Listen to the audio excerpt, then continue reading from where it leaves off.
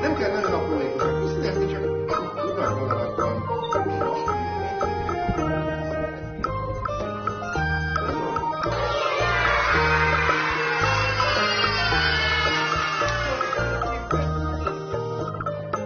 Nem csak a kis rendőrnek, hanem még a Mikulás is megjön.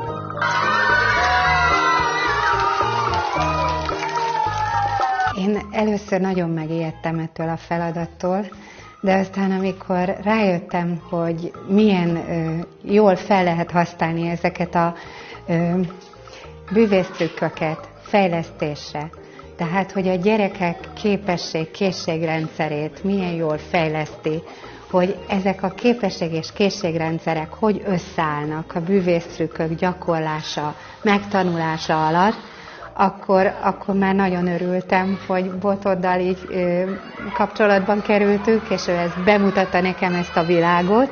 The different kids. So for some kids, it's harder to the performance part. For some, it's harder to actually do the mechanics of the trick.